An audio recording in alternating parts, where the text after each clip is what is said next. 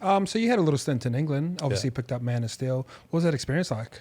Best 4 years of my life. Obviously, the years leading up to it weren't the best for me personally. And then I went over there and I was just You had a run in with Ches, eh? a little run-in. We had a little run-in. Ches is my boy too. Yeah, I know. I've got nothing, believe it or not, no one will believe me saying this. I've got nothing but love for Cherry and the way he plays, and I respect him, and he knows that. We've had conversations prior to that. But I went over to the UK and I had to rebuild myself as a person first and then a player. And I was lucky enough to land on my feet at Salford. We weren't the greatest team. I didn't know anyone beside Junior Sauer and the whole team. Yep. I remember watching Junior Sauer when I was about 4 on the lounge. No, not that young, but He's getting old. bro, he's getting about old. 40. He still plays. He's good on Instagram too. But yeah, just went over there, wanted to revive my career, obviously, and then rebuild myself as a person. And I was lucky enough to fall on my feet at Salford, as I said. And when you say rebuild yourself, do you rebuild yourself personally and then football follows? Or did you do it the other way around? Like, I'm starting to play good football now. You know what I mean? my life just needed to slow down, bro. Like I was just doing everything at a frantic speed. I debuted as an 18-year-old, won 2 minor premierships in a row. And then the year after we won the second minor premiership, everything just went downhill. Probably attitude wasn't great. Had fallen outs with some senior players at the Roosters. Got let go from a club that I loved. Didn't know what I was going to do. Was playing reserve grade. Went to Manly.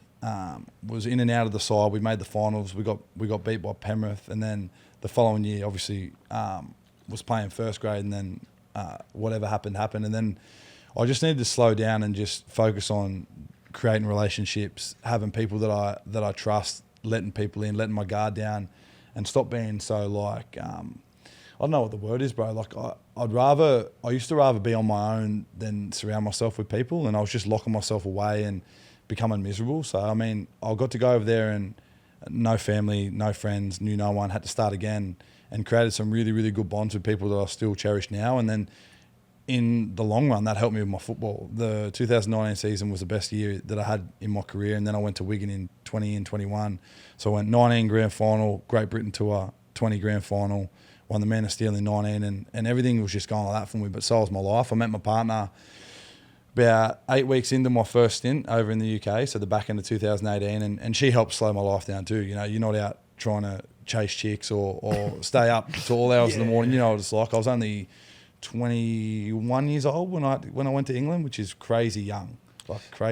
And then, yeah, she helped slow my life down and gave me a bit of a purpose. And I had someone that would help me, you know, as bad as it sounds, she would help me with my washing, she would help me with my cleaning. She'd just make life easier when I got home from training. I didn't have to do it all on my own. So she certainly helped for sure.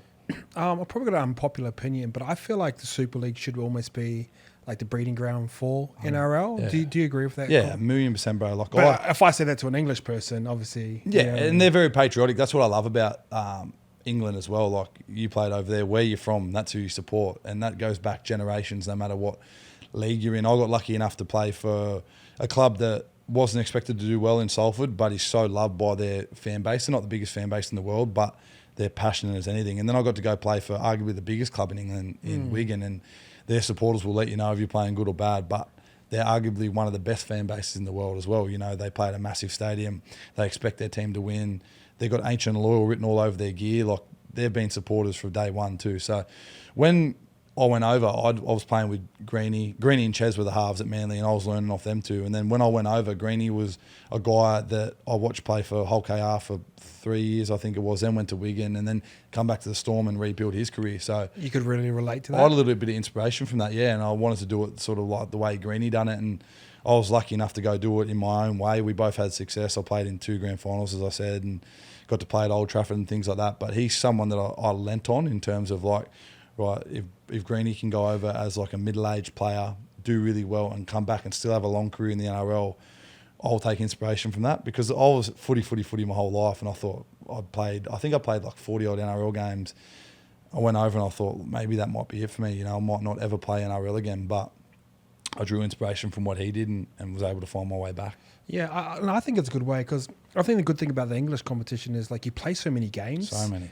And they're not as hard. Like that Easter weekend, it's like the worst thing ever. They've scrapped it now. Oh, have they? Yeah, because it's crazy, bro. Like, you play Friday, Sunday, Tuesday. It's like, what the fuck? Yeah, well, we played 3 games in 7 days one time, and we played Wigan. Yeah. Pumped us by like 50. Yeah, it's crazy. Easter Monday, it was like, tough day. Yeah. But like you cram a lot of games together. There's not the external pressure because obviously results happen. Yeah. You may get booed from the fans, but it's not like in newspapers. It's all about football. That over was there. another part of my life, bro. I wasn't like paranoid about what people were going to say about me. Like I wasn't worried about if I didn't have the best game in the world or I had an incident that I wasn't proud of. I don't know, like a high tackle or I did it doesn't matter what it is. I wasn't worried about someone writing about it on a back page of a paper, or I wasn't worried about people's opinions. I was just worried about playing football and being happy away from football. And it's crazy. Like people tell you that all the time and you go, oh, well, I don't know if it like correlates, but it does. It definitely does. So yeah, for sure. like I'm happy as Larry up in Newcastle. I played one of my best years in the NRL. So going back to your point about England, though, I'd encourage, especially young halves, to go over. You learn your craft so much more over there. As you said, you're away from the spotlight. You play in different conditions. Aiden Caesar just done an interview, I think, yesterday saying how much he learned about his game. And Caesar would be, 31 now? Yeah, he'd be up there, yeah. So, I mean, if it's helping people like him, then it can help anyone. There's Brody Croft's over there at the moment. Brody too. Croft, he won Man of Steel his first year. He's killing it. Won big coin apparently too, so fair play to him. Yeah, good Jealous on as. Yeah, man, I'd encourage all young halves that are stuck behind 2 or 3 guys to go for 1 or 2 years, learn their craft, and come back a better player. When's the point that you come back though? Is it person by person? Because I look at Bevan French, and I feel like the game's gotten so much smaller for fullbacks. Yeah. Like you look at Jaden Campbell, he's not the biggest dude, Crazy. but like the way that they move, and I think Bevy's as talented as anyone in the Mate, NRL. I played with Bevy. I've known Bevy for years. I played with him at Wigan. It's crazy. Like no one can touch him over there, bro. It's like watching someone in fast forward. It just hits fast forward and he just runs around everyone. But he could come back and do a job in the NRL, no doubt, man. But he just signed another 4 years at Wigan, I think. So. He's one of the highest paid over there too, isn't he? Yeah. And he deserves it too. Like he could have won Man of Steel, I reckon, 3 years in a row. But he just plays in one of the best sides, so people take points off each other. It's kind of like Nathan at Penrith because they've got so many players that take points off each other. Dylan Edwards, Jerome, Fisher Harris, all them boys take points off each other. Nathan hasn't won one yet, but Is Dally M tailored towards a middle tier team with a good fullback? I don't know, bro. It's hard for the good teams that are consistently good because they've got so many good players that take points off each other. Pretty much what I just said then. So Kalen showed that you don't have to be a bad team to win it, though. You just have to be the best player every week, and that's what he was by country mile for us. So he might have broken the curse for some people.